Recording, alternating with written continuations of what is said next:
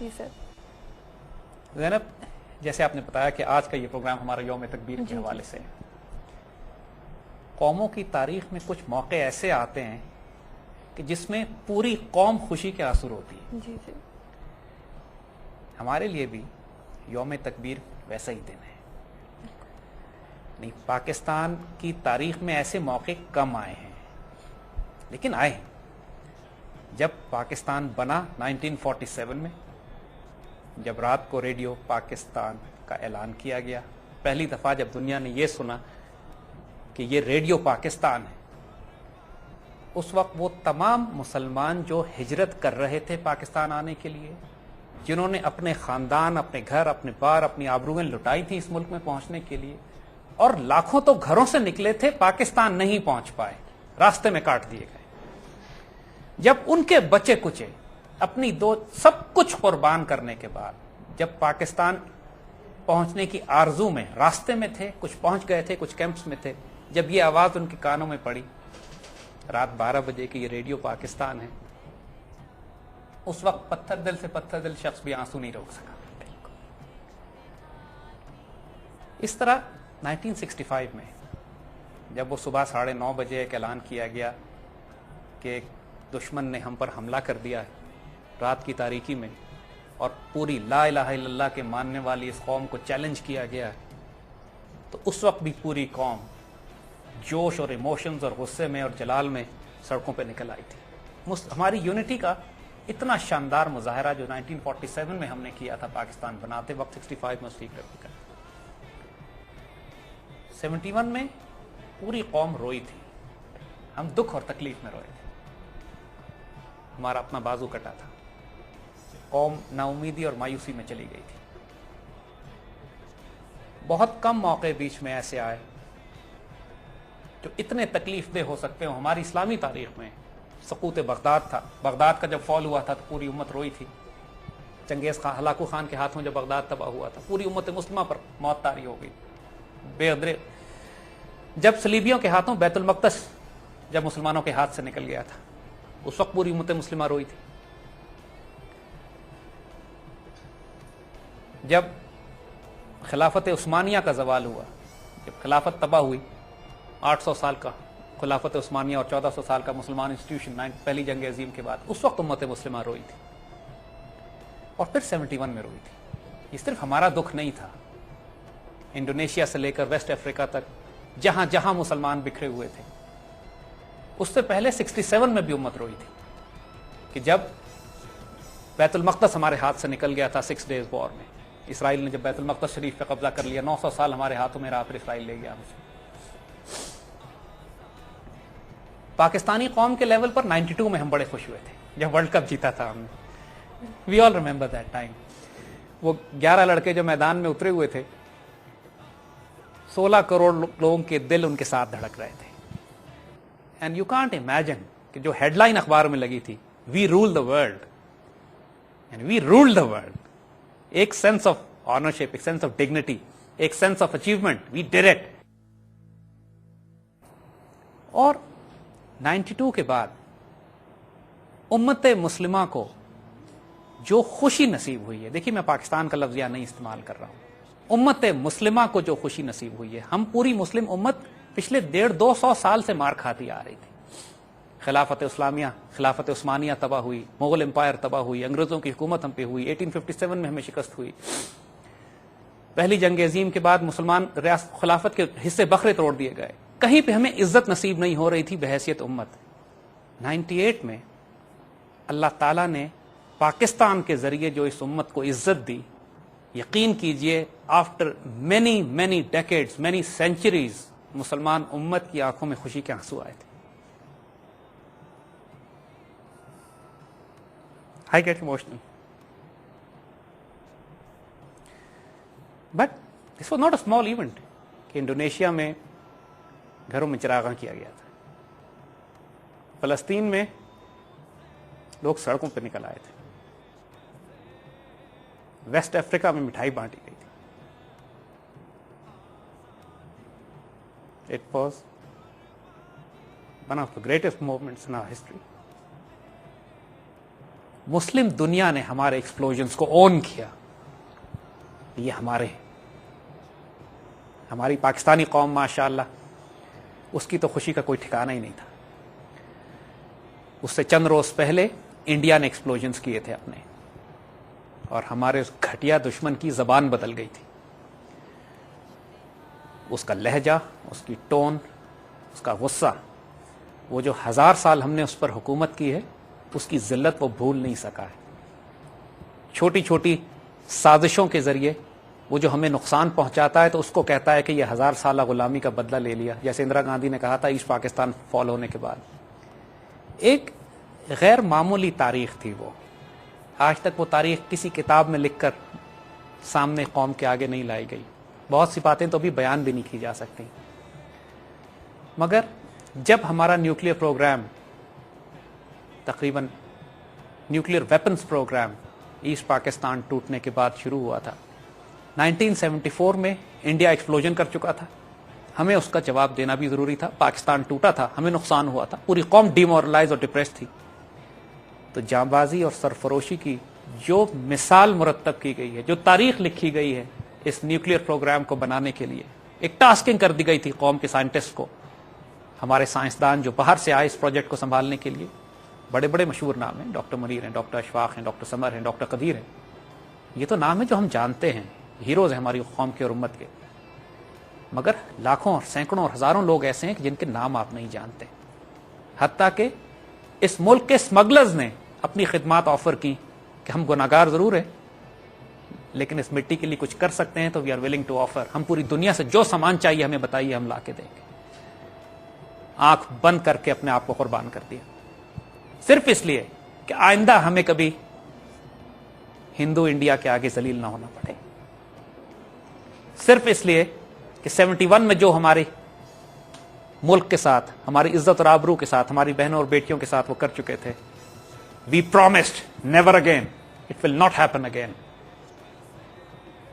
And these men of Pakistan atomic energy commission, Kahuta research labs, انہوں نے قربان کر دیا اپنے آپ کو اس پروجیکٹ کے لیے. جی ناظرین, اس وقت ہوا ایک بریک کا, حاضر ہوتے ہیں بریک کے بعد.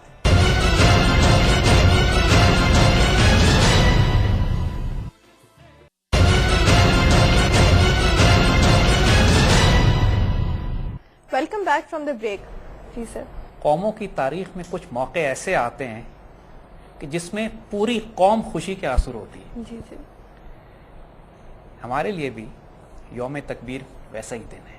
ہمارے بچے پارٹس اور پرزے دنیا سے جمع کر کے لائے, جس طرح فارمولاز پہنچے ہیں ہم تک, یہ معجزے سے کم نہیں ہے. مثال یہ اللہ کی تائید تھی کہ یہ ہونا تھا, ناممکن تھا. یعنی یہ ملک جو آج تک ہم اپنی گاڑی نہیں بناتے, ایک سوئی نہیں بناتے, یہ ہمارے دشمنوں کے لیے بھی ماننا ممکن نہیں ہے کہ ہم نے یہ نیوکلیر ویپن سسٹمز بنا کس طرح لیے ان سچ شارٹ پیریڈ آف ٹائم. 1986 تک وی ور اے نیوکلیر پاور, ہم نے اعلان نہیں کیا تھا. 1984 میں اسرائیل نے اٹیمپٹ کی ہمارے نیوکلیر ریکٹرز کہوٹا کو تباہ کرنے کے لیے, کیونکہ دشمن پینک میں تھا. حضور صلی اللہ علیہ وآلہ وسلم نے جب وصال فرمایا تو مسلمانوں کی اکنامک حالت کیا تھی اس وقت؟ کچھ بھی نہیں, وی آر نتھنگ. 3 دن کے فاقے ہوا کرتے تھے گھروں میں. اور حضور کے گھر سے جو وراثت اور ترکہ نکلا ہے وہ تمام ہتھیار تھے, آل ویپن سسٹمز, 9 تلواریں, کتنی زریں, کتنے تیر کمان, کتنے نیزے. یہ سنت ہے ہمارے رسول صلی اللہ علیہ وآلہ وسلم کی کہ اپنی عزت اور آبرو کا دفاع قوت اور طاقت سے کیا جاتا ہے. دوسری مثال دیتے ہیں, حضرت عمر رضی اللہ تعالیٰ عنہ نے بیت المقدس شریف فتح کیا, کیا سزا دی گئی؟ تمام انسانوں کو کھلی معافی دے دی گئی. بیت المقدس شریف کے بعد جب عیسائیوں نے بیت المقدس صلیبی جنگوں میں قبضہ کیا, کروسیڈز میں, تو مسلمانوں کا خون گھوڑوں کے گھٹنوں تک آ رہا تھا. اس تاریخ کو ہم بھولے نہیں ہیں. جب اسپین میں مسلمانوں نے 800 سال حکومت کی تو ایک فساد نہیں ہوا, ایک قتل و غارت نہیں ہوئی, ایک عیسائی اور ایک یہودی کو نقصان نہیں پہنچایا گیا. یہ ہماری حکومت تھی.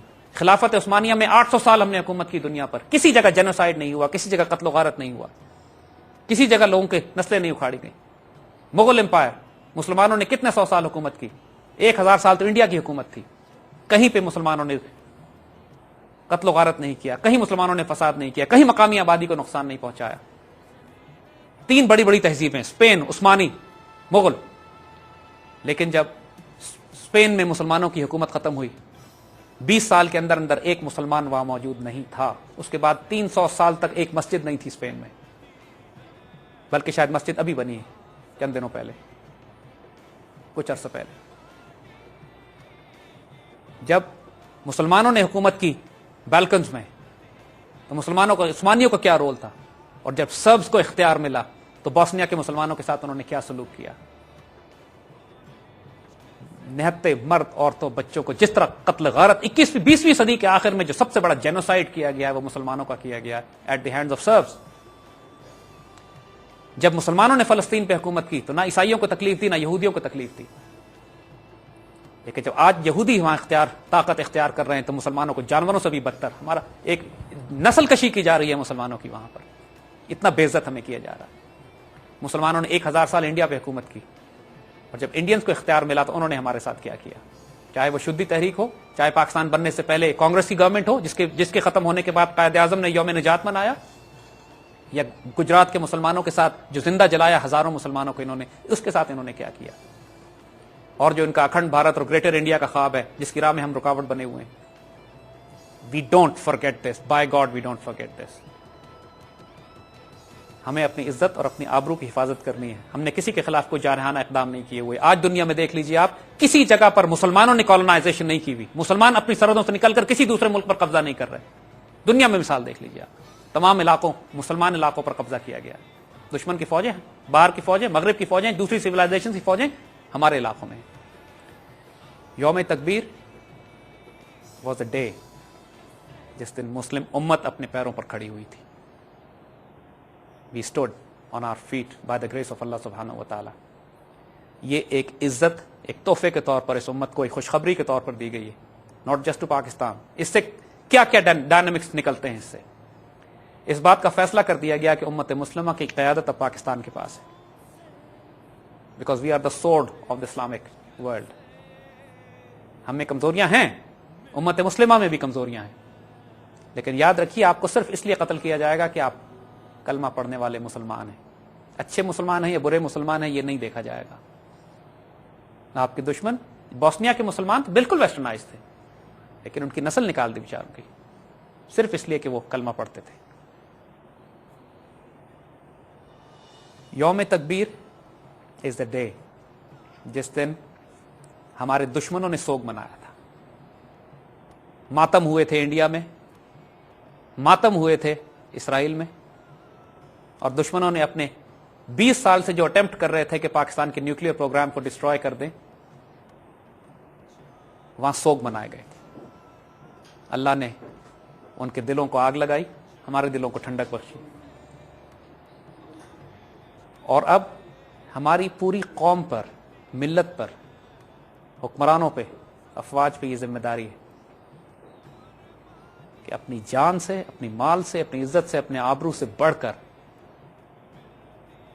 अपने इन हथियारों की हिफाजत भी करें और इनके जरिए उम्मत और मिल्लत की हिफाजत भी करें। देखिए, इन एक्सप्लोजन्स को दुनिया को पता था कि हमारे पास वेपन्स हैं। एक्सप्लोजन्स की क्या जरूरत थी? धमाका करने की जरूरत क्या थी? कह देते कि हैं हमारे पास, ऐलानी कर देते काफी।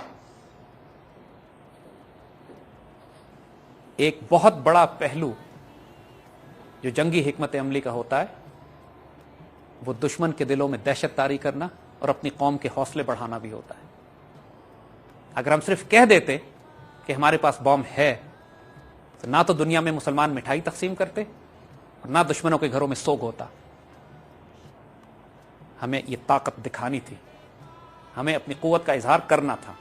वी हैड टू डिस्प्ले ये डेटरेंट फोर्स हमारी कि हम अल्लाह के फजल से रखते भी हैं और इस्तेमाल करने का इख्तियार भी है।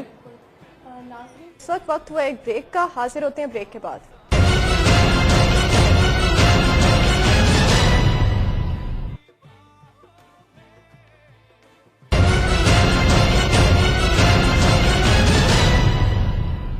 नाज़रीन, welcome back from the break.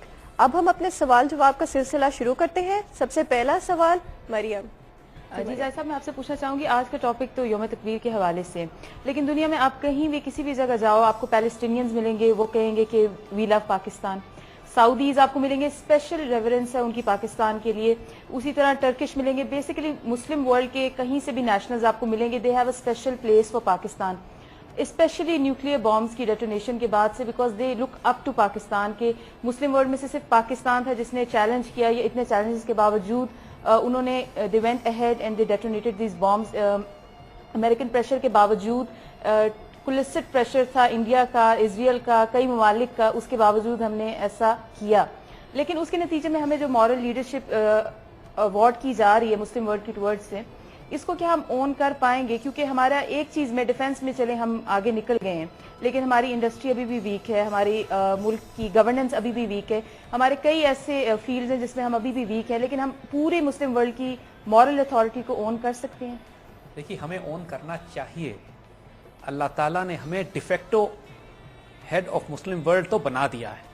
اب یہ ہماری عزت، غیرت اور ہمت ہے کہ ہم اس رول کو، اس تاج کو اپنے سر پہ پہنتے ہیں کہ نہیں. مسلم دنیا ہماری طرف دیکھتی ہے، آپ کی بات بالکل ٹھیک ہے. یعنی خاص طور پہ ترک تو اتنی عزت کرتے ہیں کہ پاکستانیوں کی طبیعت خراب ہونے لگتی ہے. یعنی the amount of respect we get from them. جیسے آپ نے کہا فلسطینیوں کی، عربوں کی. ہمیں خود ایک واقعہ جو ہمارے ساتھ ہوا ہے کہ ایک فلسطینی فیملی اس قدر پیار سے ہمیں ملی، اتنے محبت کے ساتھ ہمیں ملی، اور ہمیں بڑی حسرت سے ایک سوال کرتی ہے کہ آپ لوگ کب آئیں گے ہمیں آزاد کرانے کے لیے. ہمارے بزرگ کہتے تھے کہ بیت المقدس شریف میں اسرائیلیوں سے ہمیں آزاد کرانے کے لیے پاک فوج آئے گی. This is how they look towards you, this is how they expect from you. جہاں کہیں امت میں دقت ہوتی ہے، دے ایکسپیکٹ کہ پاکستانی ہماری مدد کریں گے. اقبال نے ہمیں اس کی بشارت دی ہوئی ہے. سبق پھر پڑھ صداقت کا، شجاعت کا، عدالت کا، لیا جائے گا تجھ سے کام دنیا کی امامت کا. یہ بات انہوں نے بھی بشارت دی ہے. یہ ہمیں انسپائر کر رہے ہیں، ہمیں حوصلہ دے رہے ہیں کہ یار ہمت تو کرو، it's all there for the taking. انشاءاللہ ہوگا. یہ ہماری صرف ایسی قیادت. دیکھیے، جب امریکہ پوری دنیا کا ٹھیکیدار بنا ہوا ہے، جب انڈیا پوری دنیا میں اپنے انٹرسٹ کو پروٹیکٹ کرتا ہے، جب برٹن پوری دنیا میں ڈپلومیسی کے ذریعے اور اپنی اکانومی کے ذریعے اور ملٹری اسٹریٹجی کے ذریعے انفلوئنس کر رہا ہے، تو ہمیں کس نے روکا ہوا ہے؟ دنیا کی ساری قومیں یہ کرتی ہیں. اوورسیز ملٹری بیس بھی ہم بنائیں. ہم ایک کو اکنامکلی اگر ہم کمزور ہیں تو ہم دوسری چیزوں میں اسٹرانگ ہیں. اسی کو تو ڈیفنس ایگریمنٹس کہتے ہیں، اسی کو تو اسٹرانگ ڈپلومیسی کہتے ہیں، اسی کو تو آپس کے ریلیشن شپ کہتے ہیں، فورن پالیسی اور فورن ریلیشنس کہتے ہیں. This is something that we need to build, we have to build. اس میں کوئی چوائس نہیں ہے. اللہ نے رول تو لکھ دیا ہے ہمارے لیے، ہم آج لیں یا کل لیں. جی، ہمارا اگلا سوال رابعہ سے. کوشچن اس جو ہم ڈیفنس پہ اپنے ایکسپینس کر رہے ہیں، یہ بہت زیادہ نہیں ہے؟ دیکھیے رابعہ، آج کل بہت زیادہ اس بات کا پروپیگنڈا کیا جا رہا ہے کہ ہمیں اپنا ڈیفنس بجٹ کم کر دینا چاہیے، 80% فوج کم کر دینی چاہیے، ہمیں جاپان کی طرح ہو جانا چاہیے، اکانومی پر، اپنی انڈسٹری پہ توجہ دینی چاہیے. ہم آپ کو بہت صاف بتا رہے ہیں کہ یہ انڈین اور زائنسٹ پروپیگنڈا ہے، کسی مقصد سے کرایا جا رہا ہے. یہ آپ جو بات ہم نے آپ سے پہلے کہی تھی کہ ہم مسلمان قوم کی ترکیب، ہماری کیمسٹری اور ہے. جب ہمیں غلبہ اور طاقت اور اختیار اللہ دیتا ہے تو ہم درگزر اور معاف کر دیتے ہیں. جب ہمارے دشمنوں کو غلبہ اور طاقت اور اقتدار ملتا ہے تو وہ مسلمانوں کی رنگ، نسل، وجود اکھاڑ کے رکھ دیتے ہیں. ہم جس ماحول میں رہتے ہیں، ہمارے آس پاس جو ہمارا دشمن موجود ہے، اس سے کوئی خیر کی توقع ہے آپ کو؟ ہمیں کوئی خیر کی توقع نہیں ہے.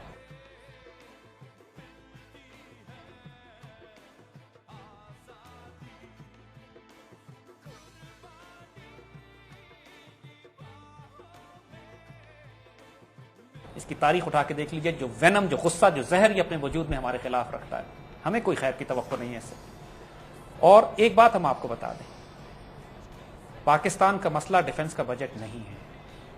ہمارا مسئلہ خیانت ہے، ہمارا مسئلہ بدکار قیادت ہے، ہمارا مسئلہ بزدل اور بغیرت حکمران ہے جو امت کی آبرو بیچ ڈالتے ہیں. اس ملک میں اللہ کے فضل سے اتنے خزانے اور اتنی دولت موجود ہے، لیکن ہمارا کرائسس مورل کرپشن ہے.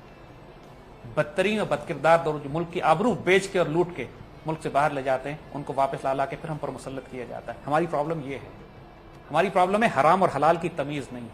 ہماری پرابلم یہ ہے کہ ڈسٹریبیوشن آف ویلتھ ٹھیک نہیں ہے. جو امیر ہیں وہ امیر تر ہوتے چلے جا رہے ہیں، جو غریب ہیں ان تک اللہ کا دیا وہ رزق نہیں پہنچ رہا ہے.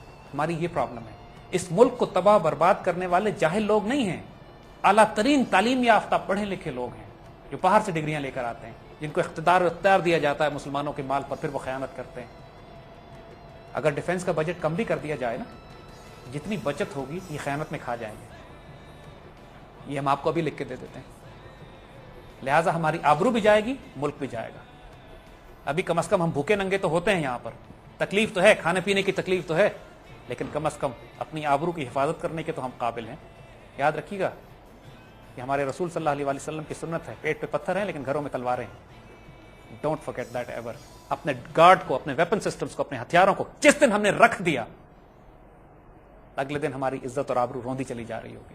آپ کو میں مثال دیتا ہوں, ایگزیکٹلی یہی آرگومنٹ بغداد میں دی گئی تھی خلافت عباسیہ کے اختتام پر, جب بغداد کے وزیر نے خلیفہ سے کہا کہ اس امن و آشتی اور امن کے علم کے مرکز میں فوج کی کیا ضرورت ہے. 4 لاکھ فوج تھی, اس کو رخصت پہ بھیج دیا گیا, صرف پیلس گارڈ چھوڑ دیے گئے. اور 6 ماہ کے بعد حال یہ تھا کہ خلیفہ وقت ہلاکو خان کے گھوڑوں کے نیچے قالین میں لپیٹ کے روندے جا رہے تھے, اور 15 لاکھ مسلمانوں میں سے 1 لاکھ بھی بچ کے نہیں نکل سکے تھے, اور مسلمانوں کی عالم اسلام کی لائبریریز دجلہ میں پھینک دی گئی تھیں. پہلے دجلہ نے اس دن 2 مرتبہ دریائے دجلہ نے اپنا رنگ بدلا, پہلے سرخ ہوا پھر سیاہ ہو گیا سیاہی سے, اور برسوں سے آ رہا. یاد رکھیے گا, جس دن مسلمان نے اپنے ہتھیار نیچے رکھ دیے اس کا وجود ختم ہو جائے گا.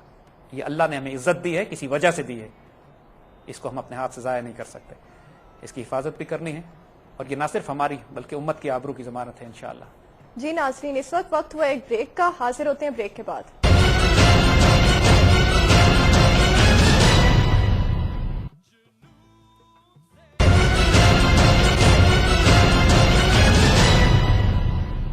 Welcome back from the break. اگلا سوال لیتے ہیں ایوب برمی صاحب سے. میرا سوال بہت ہی سمپل سا ہے. کیا یہ ضروری ہے کہ ہم انڈیا کے ساتھ جو ہے لڑتے جھگڑتے رہیں؟ کیا کوئی امن کا راستہ ہمارے پاس نہیں؟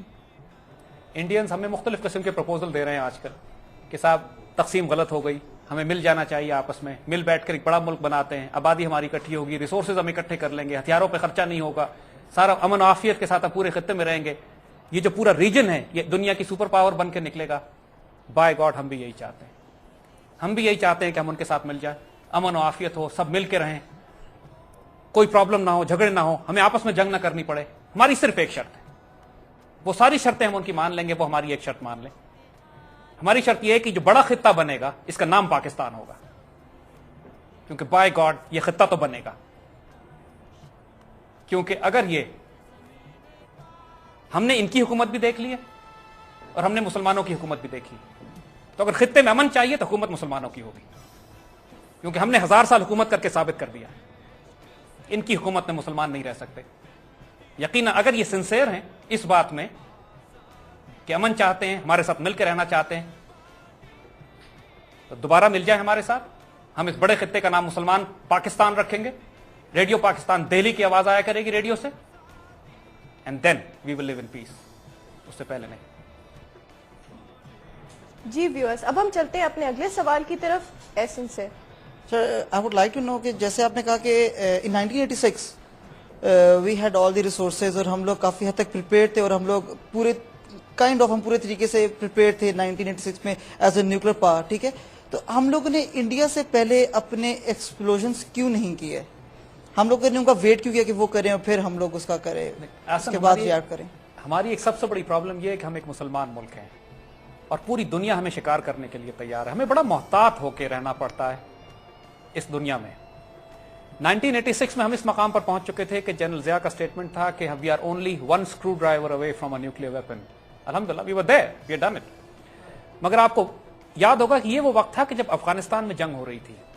سوویٹس افغانستان میں تھے, پاکستان امریکہ کا الائی تھا, امریکنز ہمارے ساتھ شامل تھے روسیوں کو افغانستان سے نکالنے کے لیے, اور امریکن پریزیڈنٹ ہر سال ایک سرٹیفکیٹ دیا کرتا تھا پاکستان کو کہ پاکستان ایٹم بم نہیں بنا رہا ہے. اس سرٹیفکیٹ کے بغیر وہ ہمیں امداد دے ہی نہیں سکتے تھے, اس سرٹیفکیٹ کے بغیر ہمیں ویپنز مل ہی نہیں سکتے تھے. تو ہم بھی ان کو بیوقوف بنا رہے تھے, ویپنز بھی پہ بھی کام کر رہے تھے, ان سے امداد بھی لے رہے تھے, روس کو بھی مار رہے تھے, اپنی ملٹری بھی ری آرگنائز کر رہے تھے, افغانستان بھی سیکیور کر رہے تھے. سو وی ور پلئنگ آن آل فرنٹس. ہمیں کیا ضرورت پڑی تھی خام خواہ اپنے سارے کارڈ سپیل کر دیں. اس وقت انڈیا بھی دبا ہوا تھا اس وقت ہمارے ساتھ. آپ کو یاد ہوگا کہ انہوں نے ملٹری ایکسرسائز بڑی اٹمپٹ کی 84 میں, وہ اسرائیل کے ساتھ مل کر آئے, اس سکھوں کی موومنٹ چل رہی تھی. انڈیا کو تو ہم نے بالکل قابو میں کیا ہوا تھا, تو ہمیں کوئی پرابلم نہیں تھی. انڈیا بالکل ہمارے سامنے دبا ہوا تھا اس وقت. ہمیں 98 میں جب انڈیا نے پہلے ایکسپلوژنز کر لیے اور اس کی زبان بھی بدل گئی, اس کا لہجہ بدل گیا. یہ وہ وقت تھا کہ ہمیں منہ توڑ جواب دینا تھا. And so we did. جی اب ہم چلتے ہیں اپنے اگلے سوال کی طرف, فیصل سے. سر میرا کوشچن یہ ہے کہ لاس آف ٹائمز جنرلی ہم سنتے ہیں مختلف سورسز سے کہ بھئی پاکستان ایسا ملک ہے جو ایک سوئی تک نہیں بنا سکتا, اس نے ایٹم بم کس طرح بنایا ہے. کیا واقعی ہم نے ایٹم بم بنایا ہے یا ہم نے ساؤتھ کوریا یا چائنا سے لیا ہے؟ یہ بات ہمارے دشمنوں کے لیے بھی ناقابل یقین ہے کہ ہم نے یہ ویپن سسٹمز کس طرح بنا لیے, اور اس میں کوئی شبہ نہیں ہے کہ یہ اتنا بڑا کرم ہے اللہ کا, اتنا بڑا معجزہ ہے کہ یس وی ڈیڈ اٹ آور سیلفز. اللہ کے فضل سے ہم نے ایک ایسا ناممکن کام تھا. یہ دیکھیے دنیا میں کوئی ہمیں ٹیکنالوجی تو دے نہیں رہا تھا, مغرب نے تو دینی نہیں تھی,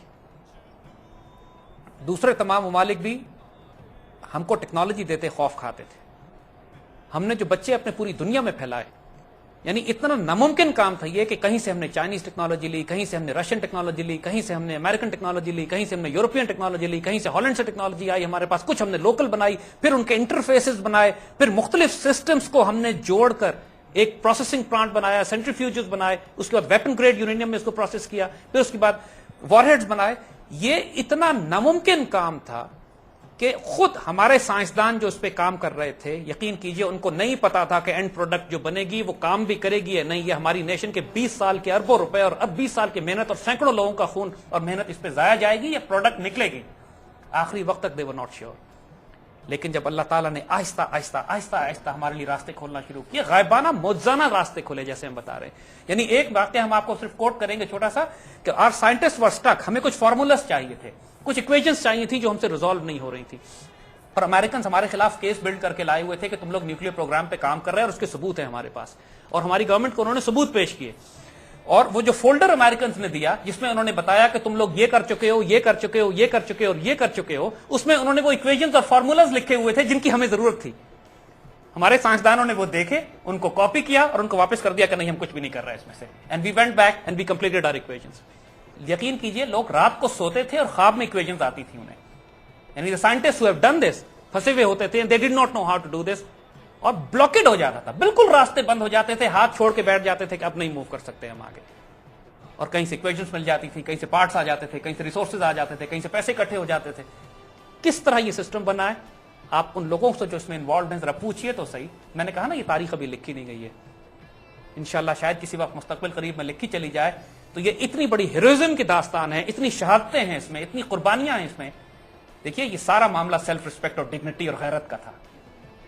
آپ کو غیرت کی مثال اگر ہم آج کے دور میں دیں تو سپاہی مقبول حسین کو دیکھیے, جو 1965 میں جنگ میں انڈیا گیا تھا, پکڑا گیا اور 40 سال وہاں عذاب کھاتا رہا انڈینز کا. اس کی زبان کاٹ دی گئی صرف اس لیے کہ اس نے یہ نہیں کہا کہ ہندوستان زندہ باد. ہم ان کے دہشت گردوں کو ہار پہنا کے بھیجتے ہیں, وہ ہمارے بچوں کی لاشیں روز بھیج رہے ہیں. یہ دشمن ہے ہمارا, یہ کیریکٹر ہے اس کا, اور یہ دیوانگی اس کی ہم دیکھ چکے تھے تاریخ میں جو ہمارے ساتھ وہ کرتا چلا ہے. 71 میں جو اس نے ہمارے ساتھ کیا تھا. دیکھیے یہ 71 کے بعد کا ٹائم ہے جب ہم نے ویپنز پہ کام کرنا شروع کیا تھا. ہماری قوم کے بچوں کا جوش دیکھنے والا تھا, لوگوں کی آنکھوں سے آنسو نکلتے تھے جب وہ اکویشنز پہ کام کر رہے ہوتے تھے, کیونکہ وہ 71 کو بھولے نہیں تھے. بائی گاڈ ہم آج بھی نہیں بھولیں. وی ول ٹیک اے ریونج فار دس. ہم نہ گجرات کے مسلمانوں کو بھولیں, نہ کشمیر کے مسلمانوں کو بھولیں, نہ 71 کو بھولیں. یہ بنیاں بھول جائے کہ ہم بھول گئے, ہم نہیں بھولیں. So that was the driving force. اس نے ہمیں چلایا تھا. یہ دیوانگی تھی, یہ جنون تھا, یہ جوش تھا. یہ تنخواہ نہیں تھی, نوکری نہیں تھی جو لوگوں نے کی اٹامک انرجی کمیشن میں اور کہوٹا پلانٹ پہ, اور ہمارے سائنسدانوں اور ہمارے سولجرز نے. یہ عشق تھا, یہ جنون تھا, اور اللہ نے پھر احسان کیا. ناظرین وقت ہوا ایک بریک کا, حاضر ہوتے ہیں بریک کے بعد.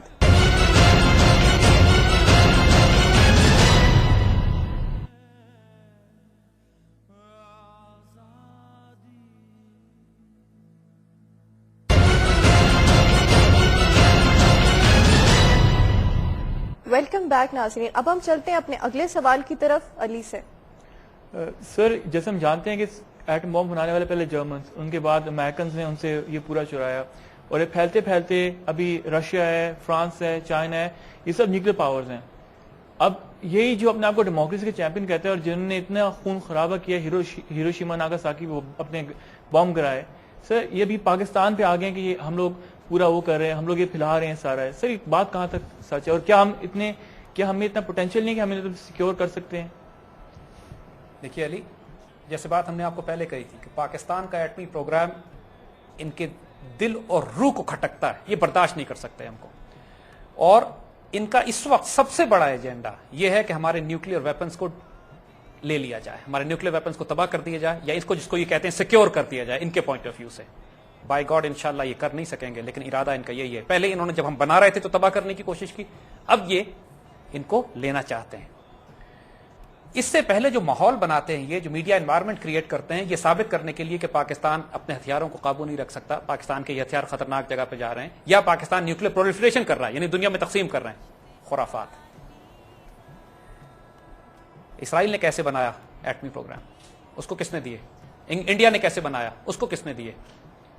جرمن سائنٹسٹ رشیا بھی گئے، جیسے آپ نے کہا جرمن سائنٹسٹ امریکہ بھی آئے. اوپن ہائمر پروجیکٹ پہ سارے جرمن سائنٹسٹ کام کر رہے تھے. ان سب نے چوری کر کے، اغوا کر کے، لوگوں کو اٹھا کے لے جا کے بلیک مارکیٹ سے جس طرح مرضی ان کا بس چلا، انہوں نے اپنے نیوکلیئر پروجیکٹس اور پروگرامز کو بنایا. پاکستان NPT کا سگنیٹری بھی نہیں ہے، نیوکلیئر پرولیفریشن ٹریٹی ہم نے سائن ہی نہیں کیے. ہم نے کوئی دنیا کا قانون کبھی نہیں توڑا. اگر ہم کسی کو دیں یا کسی سے خریدیں یا کسی سے لیں، اور پھر بلیک مارکیٹ اگر ہم نے خریدا ہے تو بلیک مارکیٹ میں بیچ کون رہا تھا؟ یہ خود ہی بیچ رہے تھے نا، ہم تو نہیں بیچ رہے تھے وہاں جا کے، ہم تو خرید رہے تھے. دیکھیے ان لوگوں کے سٹینڈرڈ مسلمانوں میں ہمیشہ ڈبل ہوتے ہیں. یہ ساری دنیا کی ڈرگ منی، سارے دنیا کا کرپٹ پیسہ، حرام پیسہ، انلیگل منی ان کے بینکنگ سسٹم میں گھوم رہی ہوتی ہے. لیکن جب انہوں نے ایک مسلمان بینک کو، گو کہ وہ بھی بینک ایسا تھا جو انٹرسٹ بیسڈ اکانومی میں ان کے ساتھ کام کر رہا تھا، BCCI، جب مسلمان بینک ان کے مقابلے پہ کھڑا ہونا شروع ہوا جسٹ بیکاز وہ پاکستانی بینک تھا، انہوں نے اس پہ ڈرگ منی لانڈرنگ کا الزام لگا کے پورے بینک کا بیڑا غرق کرا دیا. یہ تو سود کے نظام میں بھی کمپٹیشن برداشت نہیں کر سکتے. ہم تو پھر مسلمان ہیں یار. They will not let us have this bomb and we have to safeguard it till the time we decide to use it. ہم نے استعمال کرنا ہے، ہم جب چاہیں کریں. جب ہمیں تھریٹ ہوگا ہماری آبرو کو ہم کریں گے، لیکن اس سے پہلے اس کی حفاظت ہم نے کرنی ہے. یہ بم ہماری حفاظت کے لیے، ہماری حفاظت کے لیے، ہم اس کی حفاظت کے لیے نہیں ہے. آرگومنٹ یہ دی جاتی ہے، لیکن no, till the time we decide to use it. You carry a gun, آپ ہتھیار رکھتے ہو اپنے پاس، اس کی حفاظت کرتے ہو جب تک آپ چاہو استعمال کرو. So that is what it is. یہ ویپن سسٹم ہمارے، یہ صرف الزام، بہتان، پروپیگنڈا، مقصد ان کا یہ ہے کہ گلوبل انوائرمنٹ کریٹ کر دی جائے.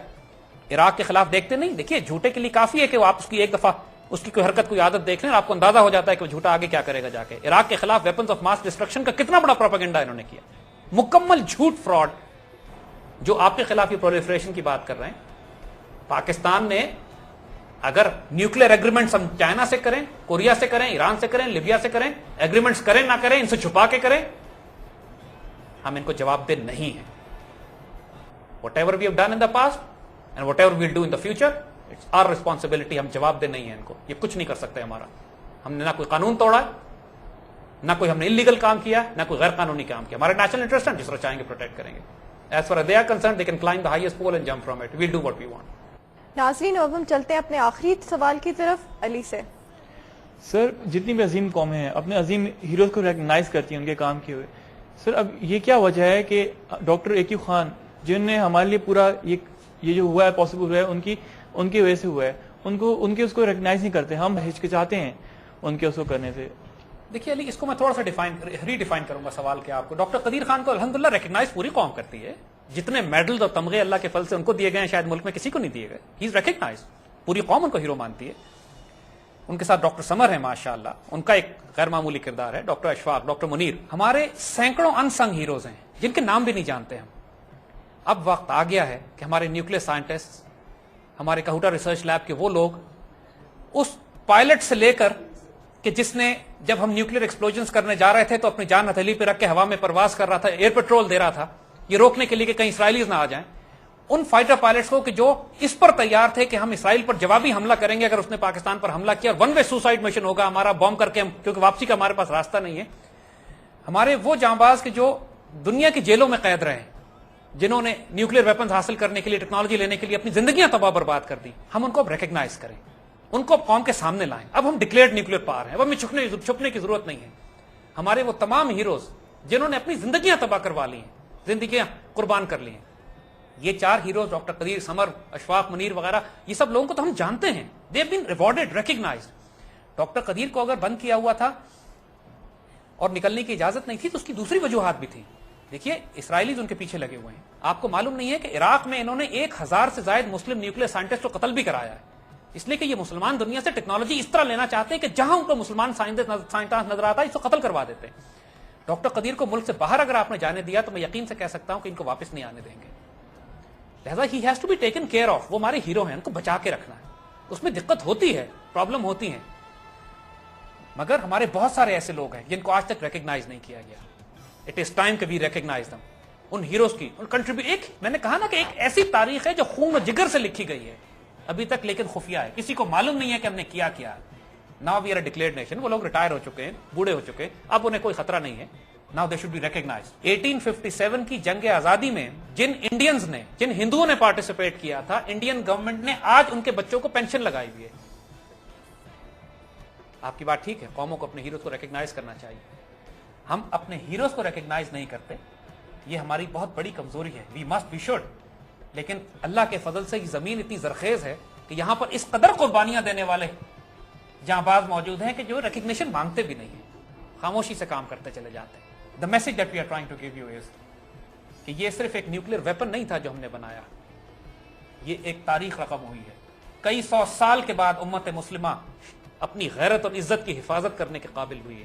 ہم اپنی خودی, اپنی سیلف ریسپیکٹ کے قابل ہوئے ہیں. آنکھوں میں آنکھیں ڈال کے اب دشمن سے بات کر سکتے ہیں.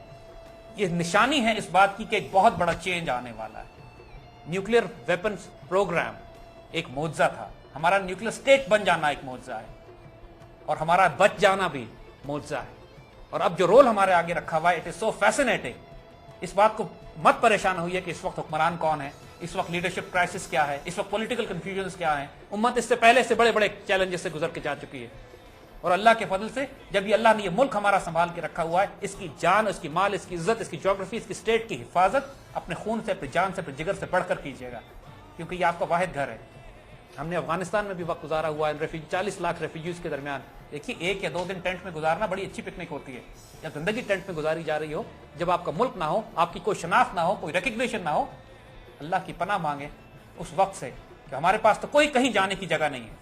نہ انڈیا ہمیں پناہ دے گا, نعوذ باللہ اگر ہمیں یہاں سے نکلنا پڑا, نہ افغانستان, نہ ایران, نہ سمندر. ہم جائیں گے تو کس طرف جائیں گے؟ یہی گھر ہمارے پاس ہے. اس میں خرابیاں ہیں, اس میں کمزوریاں ہیں. جب گھر میں پرابلم ہوتی ہے, بھائی بہن میں لڑائی ہو جاتی ہے, تو گھر کو آگ نہیں لگا دی جاتی, نہ بھائی بہن کو قتل کر دیا جاتا ہے.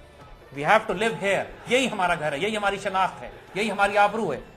ان لوگوں سے پوچھیں جن کے گھر نہیں ہے. عراق مسلمانوں کا سب سے بڑا ملک تھا, 10 لاکھ عراقی قتل کر دیے گئے ہیں, 30 لاکھ سے زیادہ ریفیوجی ہو چکے ہیں. They have no home now. فلسطینی بچوں سے پوچھیں جو ٹینکوں کے آگے پتھر مارتا پھر رہا ہے, اس کا گھر نہیں ہے. قدر کریں اس گھر کی, اس کو برا نہ کہیں. جب ملک سے باہر جاتے ہیں تو اس کی آبرو کی حفاظت کریں, کیونکہ اللہ نے, یاد رکھیے ہم آپ کو بھی بتا دیں, جو اس گھر کی عزت اور آبرو کرے گا, اس پاکستان کی عزت اور آبرو کرے گا, اس کو اللہ کی طرف سے عزت اور آبرو نصیب ہوگی. جو اس کو نقصان پہنچائے گا وہ اللہ کی طرف سے لعنتی تصور کیا جائے گا. صرف اس لیے زیادتیاں ہوئی ہیں, اختلافات ہیں, پرابلمز ہیں, حقوق نہیں دیے گئے, لیکن بائی گاڈ یہ حقوق مانگنے کا نہیں, اپنے فرائض ادا کرنے کا وقت ہے. ہمارا دین بھی عجیب و غریب دین ہے کہ یہ ہم کو زکوٰۃ دینے کا طریقہ تو سکھاتا ہے, زکوٰۃ مانگنے کا طریقہ نہیں سکھاتا ہے. ہمیں کہتا ہے دینے والا ہاتھ لینے والے ہاتھ سے بہتر ہے.